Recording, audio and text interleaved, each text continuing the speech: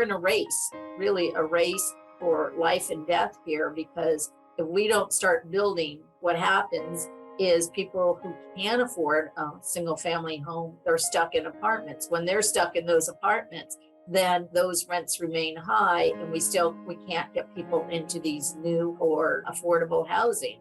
We see this in our shelters as well, where they're meant to be a short-term solution, and yet they have now turned out to be a long-term solution.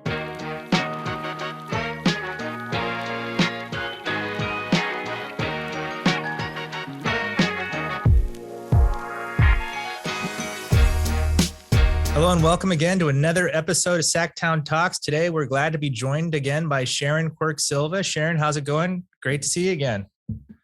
Great to see you. Thank you for having me again. Yeah, it's amazing. I remember talking to you a couple weeks right before the election, talking about your race and, thinking like, Sharon, you finally have it made, redistricting, you're in this plus Dem district, and you were like, no, hold on a sec. Like, this is going to be a close one. Like, we got a lot of work to do. And I was like, really? Wow. And you were right, Sharon. You were right. It was another close one for you, but you came out ahead again.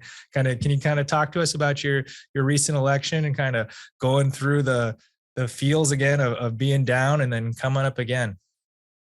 Yeah, I think Orange County as a whole is very mixed, and people like to say a blue wave is coming or look on paper by just the percentage of, oh, this is up Democratic by so many points. But the truth is it's very mixed. I mean, I happen to live in Fullerton, which is the larger part of the district, but on my block, teachers, educators, but signs of both parties, mostly at the congressional level. But quite a mix. We know that when we're knocking at doors, you can have households that are mixed from not only Democrats to independents to Republicans within the same household. So we definitely have found that this is a district that has to be worked hard.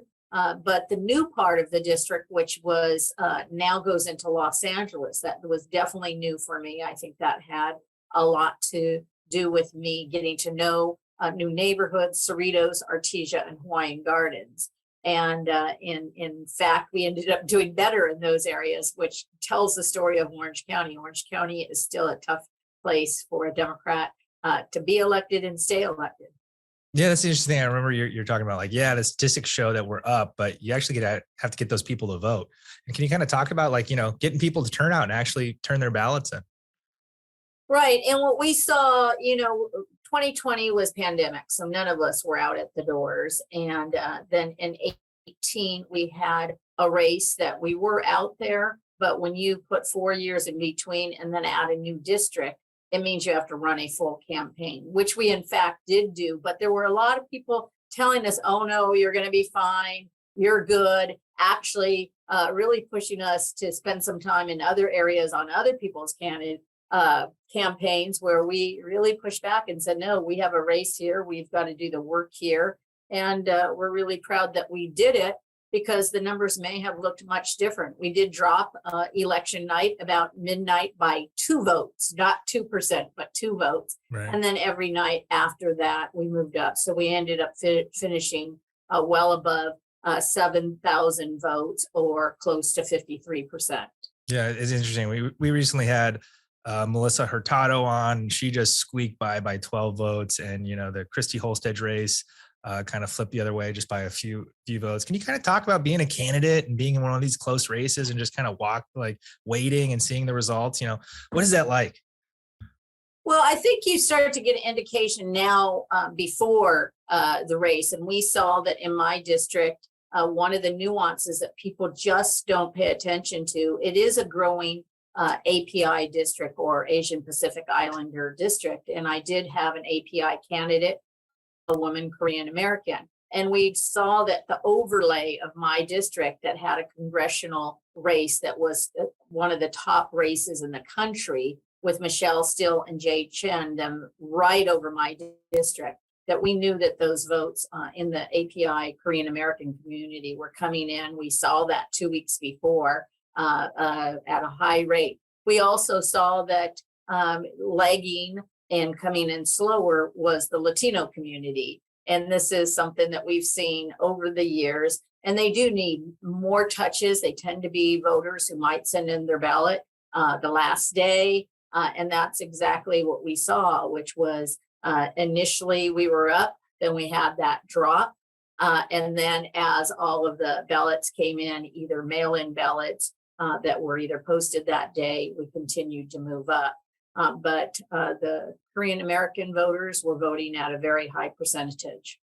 It's interesting. I've seen on Twitter, you talking a lot about kind of churches and churches putting up signs and stuff like that. And, there's this whole new kind of like ballot harvesting thing going on where, you have unions and things like that, gathering ballots. But now you have kind of like churches getting involved. Can you kind of talk to that about kind of, where the lines are on kind of, free speech and kind of, churches supporting candidates and things like that and kind of the tax implications? I thought that was pretty interesting.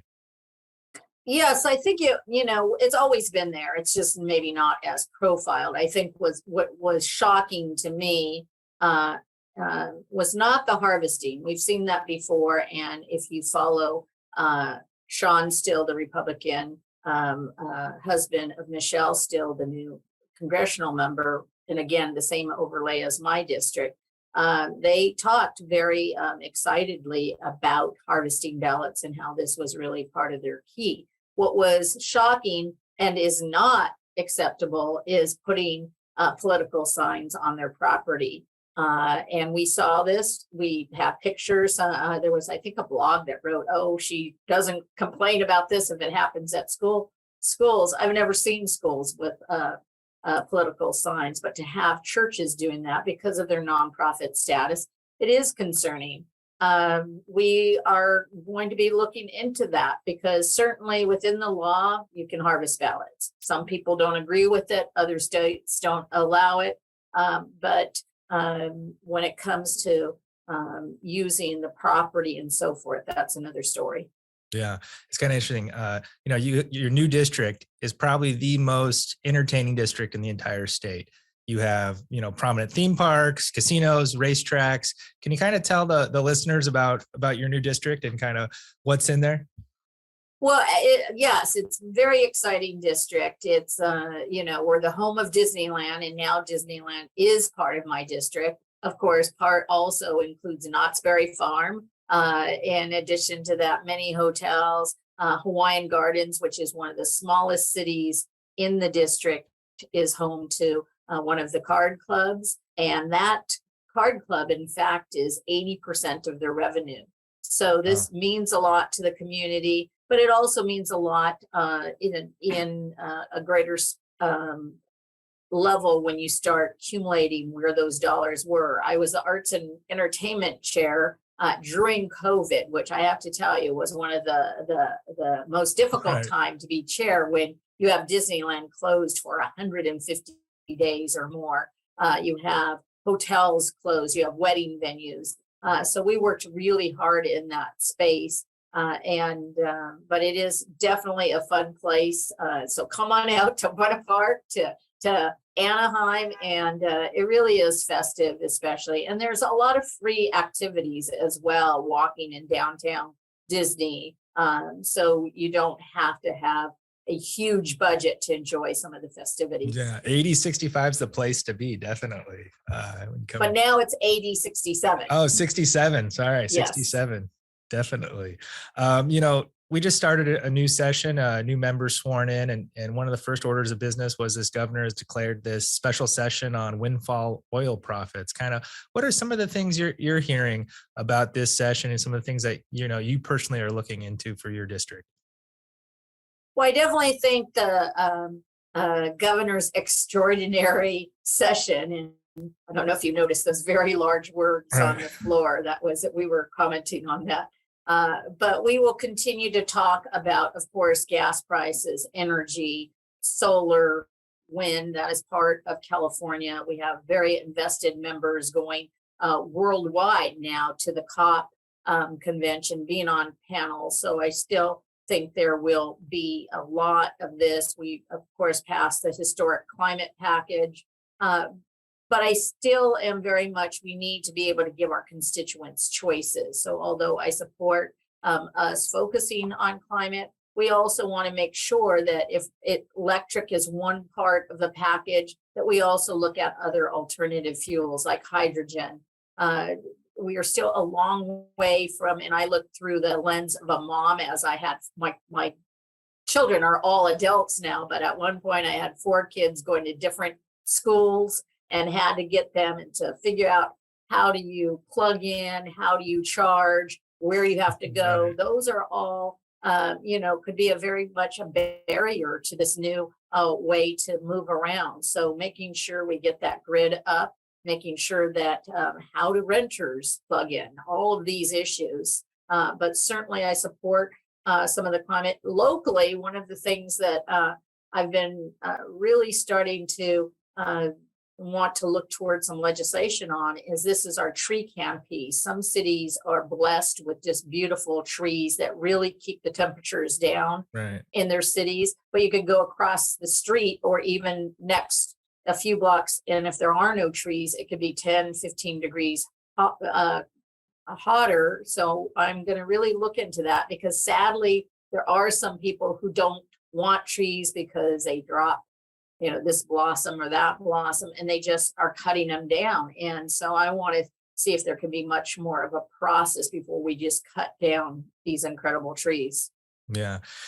As you shared before on the podcast, homelessness is a very personal issue for you and something that you focused on in the past. And of course, you guys went to great lengths last year, the governor with his care courts, kind of, when are we going to start seeing progress on homelessness, and kind of what more needs to be done to kind of achieve, the goals we've set out? That's a great question, because I kind of hear it in your voice a little bit. And I feel the same.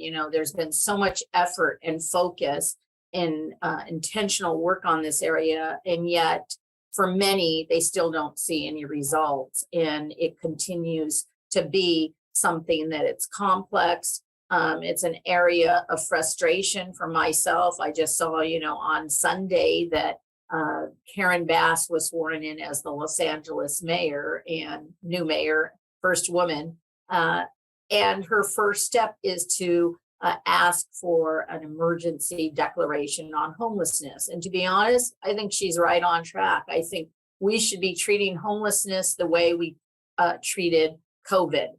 We were able to bring out tents. We were able to bring out places for people to get into, hundreds of people to be treated through the COVID. If we can launch that kind of response, I think we need to do this in response to homelessness.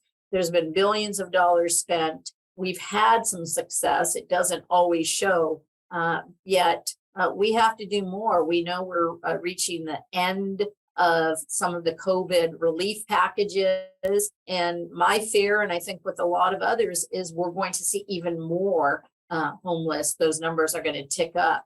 So I think we need to continue to do anything and everything. Wow, that's something to keep ticking up and up. It seems like, we've hit a point where they can't go up anymore, but yeah, guess you never know. Something that always goes hands in hands with homelessness is it's housing. And that's something that we've heard ad nauseum, it seems like, for 4 or 5 years. Kind of what are you seeing? Are you seeing any improvement in the housing front in your district, and kind of what more needs to be done to kind of get us where we need to be? Well, I think you've seen from last session, the legislators being bold and really moving forward. AB 2011 that was authored by Assemblymember Buffy Wicks, but also supported by myself in the Housing Committee. That was tough legislation. It split your trades and labor groups with your carpenters, kind of a friends fight. But the point is, we have to get further with housing, and some of the barriers have been, to be honest, many times, and I know my local elected friends really get mad at this, but sometimes it is local government continuing to say no. They get a project that's moved through on a planning commission, it gets to the council, they have people show up, no, we don't want this project, not in my backyard type of stories or narratives, and then the project is denied or turned back, which then adds a year or delays the project altogether. We continue to talk about the lack of housing production, and every time we talk about it, we're looking for this housing production. I think we're starting to see cities tick off small units, 20 units here, 40 there. Right. But we're in a race, really a race for life and death here, because if we don't start building, what happens is people who can't afford a single family home, they're stuck in apartments. When they're stuck in those apartments, then those rents remain high, and we can't get people into these new or affordable housing. Oh, We see this in our shelters as well, where they're meant to be a short-term solution, and yet they have now turned out to be a long-term solution. Some people being in shelters for 2-3 years. Yeah, that's interesting. I've never heard, you always hear like housing and homelessness. You're always like, well, how can these homeless people afford a house? Is that really the issue? But that really kind of helps explain it, where, basically you have this backlog, right, of people who can, can't get into a house because they're in an apartment, and the low income apartments are full. So that really helps explain kind of, the backlog we're facing here in California. And I actually, we did a housing tour. I don't know if you recall that, not this fall, but last fall. And that really came out of that housing tour, which is, whether it's a couple who's married or partners, they're sitting sometimes making well over $100,000 and could afford that entry level home. And yet, because of production, we don't have that home, and they sit there, which would typically have been maybe moving into their first home somewhere towards, 27, 28, 30. And now they're still in an apartment well after the age of 30. Right. Something is, you hear a lot is, the prices of homes are so high, down payments and things like that. Has there ever been, I know some cities and local governments have like down payment assistance programs. Is that something that you've ever looked at for, a statewide program? We have, and we did vote on a package for last year for first time homeowners.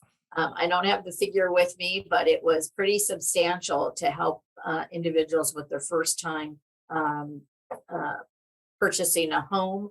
We also voted on a package. I do know it was $50 million, and that's for single family homeowners that want to build an ADU. And this grant that would be received would be $40,000 for the permits and for the architect, which again is one of the barriers to building an ADU, because you have to have those plans. Some cities are even have what they call shelf-ready plans, and Encinitas is one of the cities I know where you can just go in. There's, ADU plan for a 1-bedroom, 2-bedroom, different little models. You choose that. You don't even have to go through planning. You go straight to your permits. Wow. So I do think there's some bright spots, and there is some financial support. As a matter of fact, because we've been interested ourselves, there is a lot of interest in social media on this. So for example, there's a Facebook group for ADUs, and they will show you how to help get permits, how to find contracts. They'll show you, and even with this grant application through the state, there's a tutorial on how to apply for that. So there's definitely interest in ADUs, or for those who don't know ADUs, we're talking accessory dwelling units, or another way to call it, a granny unit, or granny, that's what they used to call it, mother-in-law unit. But it's basically a 1 or 2 bedroom property on your own single family. And the state has worked extensively in this area to clear the barriers, parking issues, all of these issues. So we are seeing more permits across the state of California. Oh, that's great. That's great to have that information too, because, you guys pass so many bills, somehow the information doesn't get out to people. So thanks for sharing that. That's good info. As we talked earlier, your background is in education. You're a teacher, and as we see, your students made great art back there.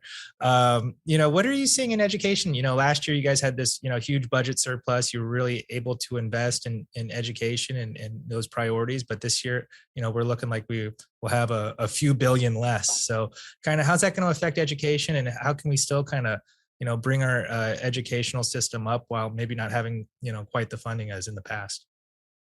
Well, funding per student in California has always been a struggle, and we've always kind of inched forward to get more towards the median level. last year was definitely a good year for education as far as investment. This year will be slimmer.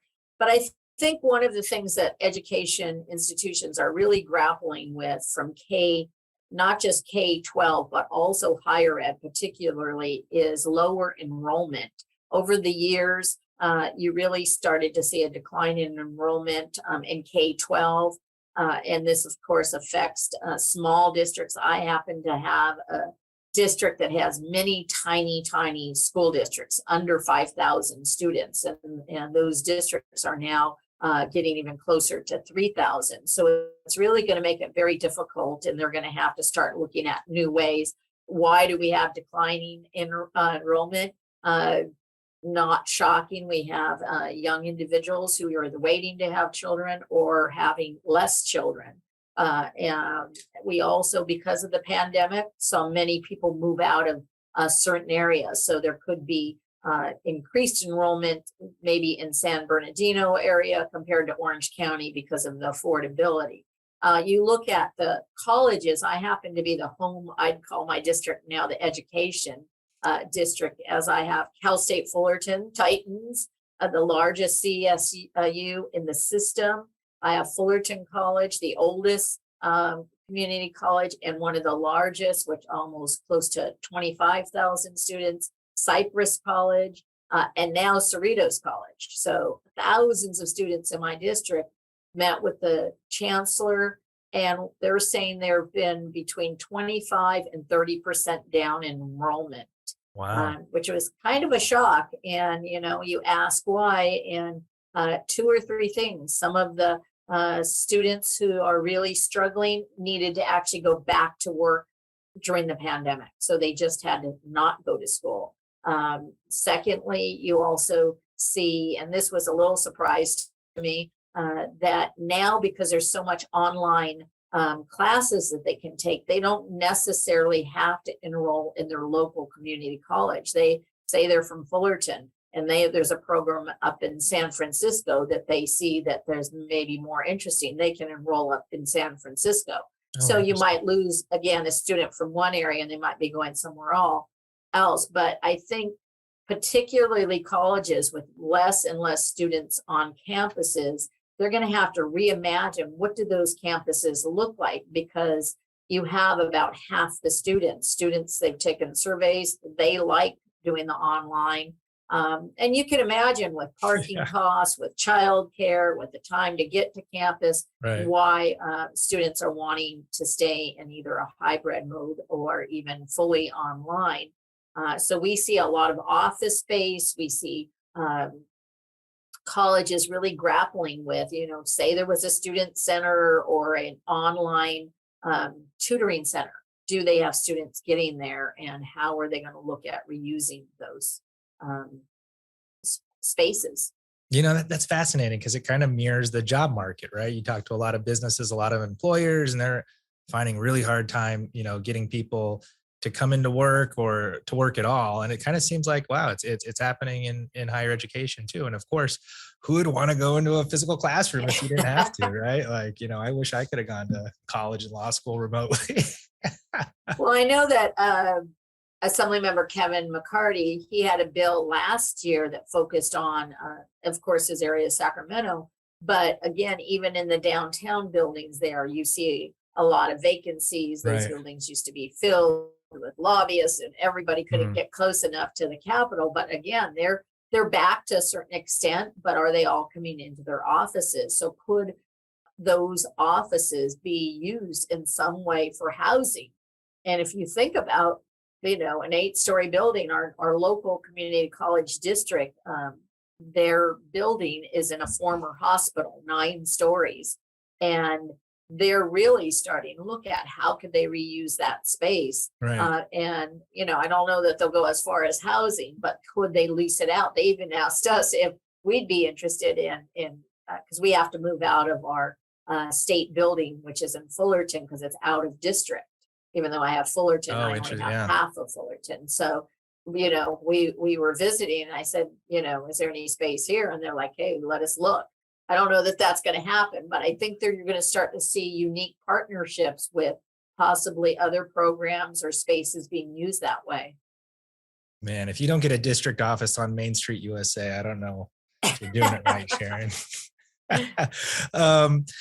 One thing you said earlier is that California is like per pupil spending on education just isn't there yet, isn't there with other states. And can you've been here for a while, your background's in education. With Prop 98, it seems like California would have the most invested in the students. Can you kind of explain like what is the mechanism? Like we're forced to spend like, what is it, 40% or 50% on schools, but yet it doesn't seem like we're meeting kind of the requirements of other states. I think part of it is a little bit of the feast or famine. When the budget looks great, the schools get kind of the windfall like we saw last year. But when it doesn't, like this year, there could be potential cuts. So when you have that up and down, the baseline is what's really important. And what's really important is that local control funding formula per student. I know we did increase it last year, but it's still, if you're in the bottom quartile of spending on students across the country, you still have to make quite a bit of a jump to get even to the median level. And we're, like I said, inching our way up, but it's not that investment that we need from the beginning. So there's always extra one-time funding. Saw a lot of that with colleges this last year for kind of capital improvement. I know many colleges and high schools for building. There is going to be talk this year about a bond. I know in the last few years, they have tried that. Of course, there was a year where it was named Prop 13. That really was not a great ballot title for them.